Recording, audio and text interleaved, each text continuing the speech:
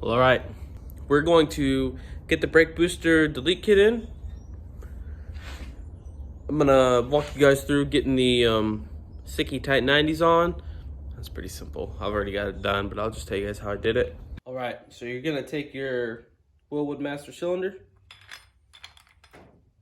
You start the outside first, and then you're gonna have to lift it up a little bit so that you have some room to get this other nut in there.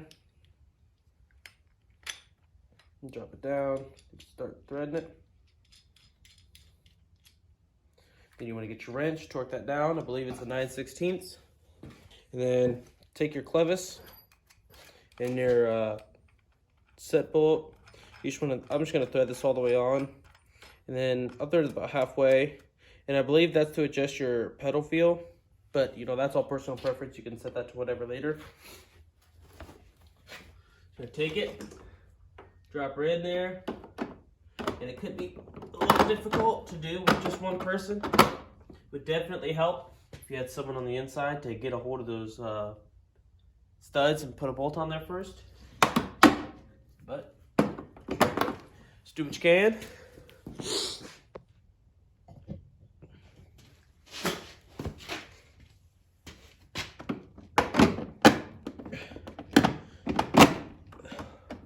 There you go. That's all in there the way it needs to be. Now I'm gonna try and take the camera inside. No guarantees you guys will be able to see what I see, but I'm gonna do my best. Let's get inside the car. All right, guys, here's what we got. So you can see right here. See if I can get to focus. There you go. That's the back of the brake booster cylinder that we just put in there. You can see that's my brake pedal. So you just wanna lift up the brake booster, the clevis on the brake booster, and line it up and drop the, I don't know what you would call this little thing. It holds it in place. And then it utilizes your factory hardware. So this is what I used, or this is what I got when I pulled off the factory brake booster. So this will hold it in place with this retaining clip. Let's see here.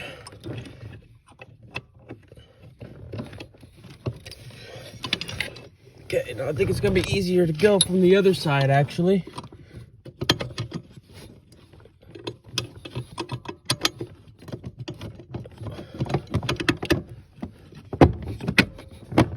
Okay, I think I got it. Yep, we got it. Now, really, I would say your best bet is to just, when you take this out, pay attention which way the set screw is when you pull it out, so that way you know which way it goes back in. I'm not even entirely sure if I have the right side going in or not, but if it fits in there, I'll take it. We'll obviously see later if I did it incorrectly. Let's take our retaining clip.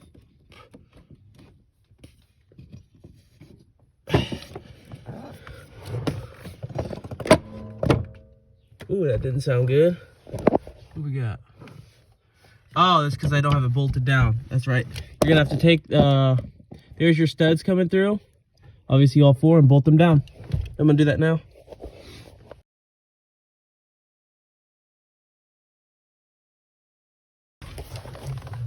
You can see the clip I got through that I was telling you about.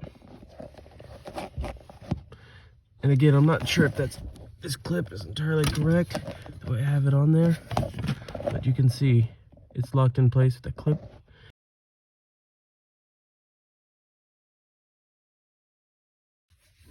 Okay guys, be warned. That shit is a bitch and a half.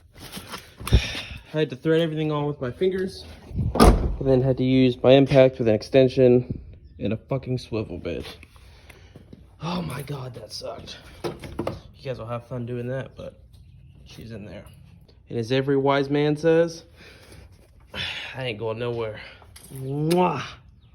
Moving on. Okay, so what we're gonna do now is you're gonna take your reservoir, and because your brake fluid reservoir also shares the fluid with the clutch and the slave cylinder, it comes with a fitting.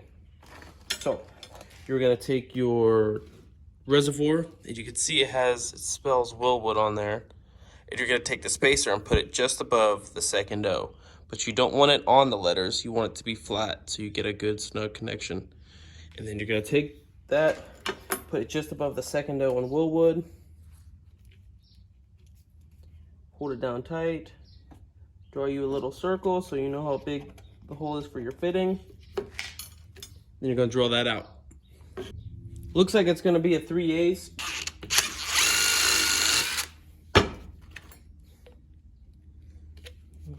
Wall that out a little bit.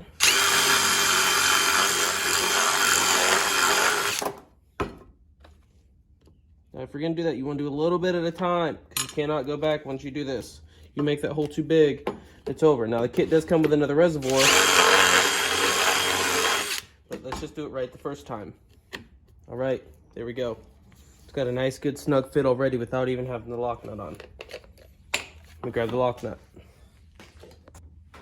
Got our fitting, our lock nut, and our washer. And this is a crush washer, I do believe. So we're gonna put our crush washer on the fitting, drop it in. And you're gonna go inside and secure it using your lock nut.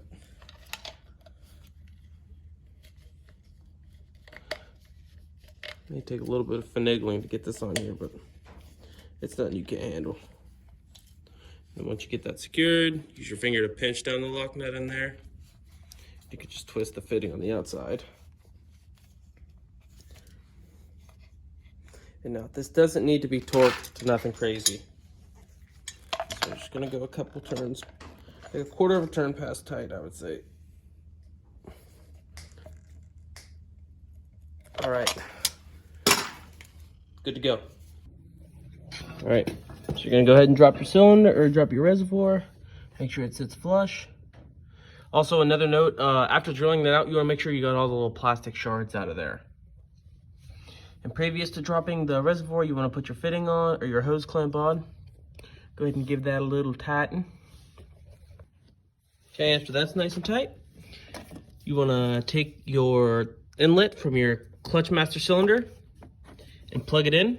Now mine's a little long. I could take this and do it like that, but that's a little excessive and this is a little frayed. So I'm just gonna trim it a little bit so it's a little more of a uniform tight fit.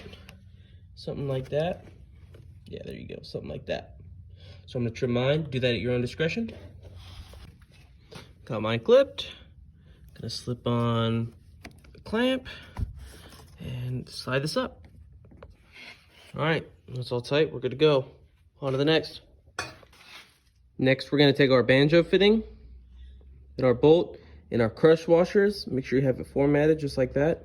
We're gonna put it at the end of the master cylinder. Fuck my life. We're gonna put it in the end of the master cylinder. Make sure you thread that in with your fingers first. You really don't want to pull the threads out of that cylinder. We're gonna make sure that the banjo fitting is pointing to the right when we get it torqued. And you really you want to go tight, and then really only want to go like 1/8 of a turn past tight. So now you're gonna hook up the line with one end to the outside of the master cylinder, and then you're going to remove this line here on your ABS module, and the other one is this line here. So you're gonna go ahead and remove those and then plug these where you took those out. Pretty simple. All right, guys, that's that. Now, I will say that I plan on doing an ABS delete in the future. So I'm gonna be undoing everything we just did, aside from the master cylinder, but I also wanted to touch, basically to get your old hard lines out, you just pop off these grommets. It's literally just a little clip, just like that. They're looms, there's 3 of them. And as far as the torque goes, you can see I still got quite a bit sticking out. I'm not worried about that because the bolts on those were pretty fucking long. And I'd much rather have a leak than to strip that and be shit out of luck. So if that's leaking, then I'll come back and tighten them down a little bit, but play it by ear. So as far as these went, I mean, it's extremely simple. You just, I had to cut these down a little bit, the actual lines coming out of the firewall. Cut them down about 1 inch. And then obviously you just put your hose clamp on, slip both your hoses on, tighten that down, and then the same thing up here. And I just have them zip tied together. So I mean, that's literally as simple as putting a hose on, putting a hose clamp on. I also wanted to touch on my new motor mount. This is called a Hurst motor mount. So it bolts to the front like this. You see that bolt hole right there, those two? That's where it goes. Sits like that. So basically, it's going to mount to my frame. It's going to mount to my frame like so. Obviously, it's not going to reach. There's a space in between on each side, but that's as simple as bolting or welding some steel here, drop down, and coming out like that. Same thing on the other side. I don't have the materials to do that, so that's why I'm not doing that in this episode. But in the next episode, we are for sure getting the engine and the transmission mounted. Like I said, I already had it in there, but I got the shifter lined up inside the car. I got the engine, I was gonna mount it, but then the exhaust became an issue, and that was not something that I could just overlook and say, oh well about. So we're that much closer, guys. That much closer. It's the small steps to climb mountains, baby steps. Even if we're 20 minutes closer to our build than we were last time, that's 20 minutes closer to the first startup of this fucking thing. So as always, I appreciate you guys for stopping by, tuning in. If you haven't yet, be sure to like and follow my Instagram for this page, so that way even when I'm not posting videos on the YouTube, which will be weekly, but you know, in between that 7-day period, you can see the updates and you know the small parts that I buy that I don't exactly address in my videos and stuff like that. You guys can just, you know, be scrolling down your Instagram and see, oh, you know, Kelz got new wheels, Kelz got a new dash put in, Kelz got a new steering wheel, stuff like that. Anyways, be sure to subscribe to the YouTube. Share this video to someone you know has an E30 or a small block Chevy. Share it on your Facebook, whatever. Like, comment, let me know if you guys have any suggestions for ways for me to make my videos better content, better music, stuff like that, whatever. It's basically everything. Again, I appreciate you guys so much for stopping by, staying loyal to the channel. Till next time, guys. Peace.